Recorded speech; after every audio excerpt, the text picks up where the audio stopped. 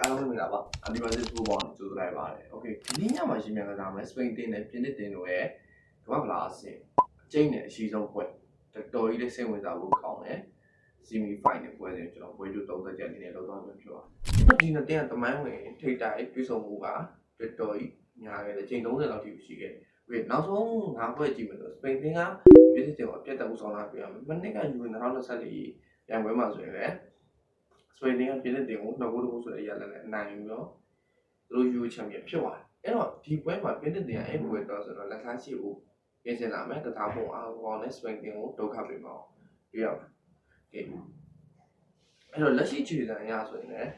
းဟိုကောင်းတဲ့တင်ကတော့ပြင်သစ်တင်လို့မြင်တယ်ပြင်သစ်တင်ကခြေတန်းကွင်းလျင်နောက်တယ်အကုန်လုံး perfect ဖြစ်နေတယ်စပိန်တင်ကတော့တိုက်စစ်အားတက်နေတယ်ဒါပေမဲ့သူတို့တိုက်စစ်လိုက်ပါဦးများတယ်ကောင်းတာတအားထော်သွားရင်နောက်တက်ဟာကွက်တွေအများကြီးရှိတယ်အဲ့တော့နောက်တက်ဟာကွက်တွေကနေခါကျကူပြီးလိုက်ရတယ်တော့မရဘူးโอเคကြည့်မယ်အဲ့တော့နီးပြ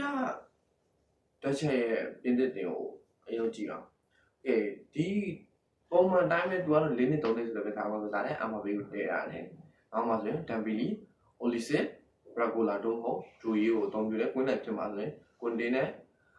ရာဘီယိုတို့ကိုအဓိကအသုံးပြုနေတာတွေ့ရတယ်။ Okay အဲ့တော့နောက်တန်းကြည့်မယ်ဆိုရင်ဆာလီဘာနဲ့ဥမာမီကာတို့ဆာလီဘာလည်းအာဆင်နယ်မှာတော်ကောင်းတဲ့ကစားမှာဥမာမီကာတို့ကတော့ဘိုင်းရမှာတနည်းရွှေတနည်းငွေဖြစ်တဲ့ကစားတို့ပေမဲ့ပြင်တက်မှာသူကတော့တော်ကြီးကောင်းတယ်သူရဲ့နောက်ခံကိုကြော်လို့မရအောင်အဲ့တော့ကြည့်မယ်ဗျာဝိလက်ထိန်ချုံမှုမှာဆိုရင်တော့အဖြတ်ဖတ်မှကြည့်မှာဆိုရင်ကိုနီနဲ့ရာဘီယိုနောက်ကြောက်တော့တော်ကြီးအတွဲညီညီကစားနေတာတွေ့ရမယ်ရာဘီယိုရဲ့အဝေးကလေးတွေကလည်းကိုသမားတွေကိုဒုက္ခပေးနေတာတွေ့ရမယ်အဲ့တော့စပိန်ရဲ့ကစားကောကိုအဓိကဟန်တာမယ်လို့ကစားမ2ယောက်လောက်ပြောလို့ရမယ်โอเคကဲရမှာပြီဘာလောက်ပဲကလပ်တင်မှာဘာပဲဖြစ်နေပြီပြင်သစ်မှာသူ့အားစိတ်အားကြီးပဲအဲ့တော့သူ့ရဲ့တကူတော်ထိုးဖောက်မှုတွေဦးလီစီရဲ့ပေးပို့မှုတွေနဲ့ဒမ်ဘီလီဘရာဂိုလာတို့ရဲ့နေရာအလွတ်လျှောက်မှုလည်းသူ့တဲ့နေရာအများကြီးရတယ်အဲ့တော့အဓိကကတော့ရှင်းရှင်းလေးပဲဂျာနောက်တောင်အာမဘီကအမြဲဒုက္ခပေးပါပဲဒီကစပိန်မတ်ကြည့်ပါစပိန်မတ်ကြည့်မယ်ဆိုရင်တော့လက်ရှိစပိန်တင်းက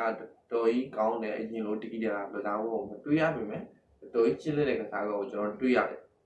အဲ့တော့ရှင်းရှင်းလေးပဲအရင်လိုညီးငွေးမရှိဘူးပဲအရင်တော့ပြုတ်သွားတယ်ကမ္ဘာဖလားမှာညီးငွေးရဲ့ကစားခွင့်မရှိတော့မယ်သူ့ရဲ့ကစားခွင့်ပိုပြတ်တက်ဝင်လာတွေ့ရမယ်အဓိကတောင်ပန်တိုင်းစစ်တွေလမိုင်းရမယ်လို့လူငယ်ကစားမှတွေဝီလီယံတို့လိုကစားမှမျိုးတွေပေါင်းဝင်လာတာတွေ့ရမယ်โอเคအဓိက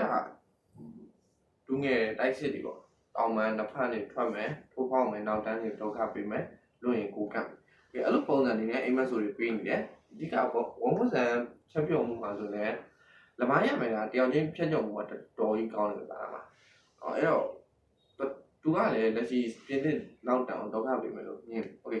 คနောက်ကွင်းလည်ကြည့်မယ်ကွင်းလည်မှာဆိုတော့ရိုဒီကတော့လောဝစပိန်ရဲ့အတက်လို့တော့ပြောရမယ်စပိန်ရဲ့တိုက်စစ်အမြန်ကြီးအနှေးတွေအဓိကတူးနဲ့ပဲတန်ဖိုးချသွားတယ်တွေ့ရမယ်သူရဲ့ all လို့ရဲ့အဓိကတန်ဖိုးချနေတဲ့လမ်းမှာလို့ပြောကစားကတော့ပုံမှန်တိုင်းပဲမြင်ပါတယ် Brazil game ပဲတော့ Brazil game လုံးမယ်အမြဲတမ်း high Brazil လုံးမယ်ကောင်းတာအတက်တွေဆော့မယ်ကြားတဲ့ဒုက္ခပေးမယ်အဲ့တော့အချင်းချင်းလေးပဲပြင်သစ်ကန်စီသူဒုက္ခပေးနိုင်တယ်ရှိနေတယ်လို့တော့ကျွန်တော်မြင်တယ်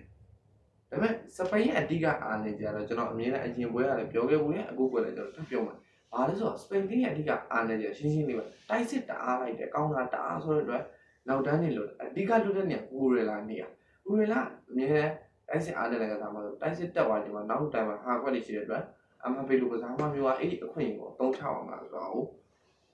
့ကြည့်ရအောင်ဒီပွဲရဲ့အဆုံးဖြတ်ရလောက်ကိုကြည့်မယ်ဆိုတော့အဓိက3ခုရှိတယ်လမိုင်းရမယ်နဲ့အတွေးကြုံရှိတယ်ပြင်တဲ့နောက်တန်းကစားမှာလေအဲ့တော့လမိုင်းရမယ်ကအမြဲတမ်းညာတောင်မှာတစ်ခုကငွေမယ်နှောင်းမယ်တယောက်ချင်းကြော်ဖြတ်မယ်နောက်တန်းတွေကိုဒုက္ခပေးမယ်အဲ့တော့ဒီပြင်တဲ့အတွေးကြုံရင်ပဲနောက်ခံလူတွေဒီကနေ့ဘယ်လိုထိမ့်သိမ်းမလဲဆိုတော့ဒါကပွဲအဖြစ်ပဲဒီကသုံးသပ်ရလို့ပြတဲ့ခံစစ်ကျောင်းဆောင်ကလည်းတော်ကြီးမိုက်စပိန်လူငယ်တွေကိုသူတို့တာသိနိုင်မလားဆိုတာကြည့်ရစပိန်ကတိုက်စစ်အဟုန်နဲ့ပြင်တဲ့နောက်တောင်ကြည့်မယ်ဆိုတော့ပြင်တဲ့နောက်တောင်ပိုပြီးအတွေ့အကြုံရှိရဲစပိန်တိုက်စစ်ကတော့အတွေ့အကြုံလုံးနေတယ်လို့ပြောအဲ့တော့ခံစစ်မှာဘယ်လိုမျိုးရေးဆိုင်ကစားလို့ဆိုတာဒီညမှာတော်ကြီးကြည့်ရမယ်တော်ကြီးလည်းစိတ်ဝင်စားဖို့ကောင်းတဲ့ပွဲလို့မြင်အဲ့တော့ကျွန်တော်ပွဲချုပ်ခံမှန်းချက်အရဆိုတော့ဒီပွဲကနှစ်တင်းလုံးမိနစ်60မှာတည်ချမယ်အချိန်ကိုဒီဆက်သွားမယ်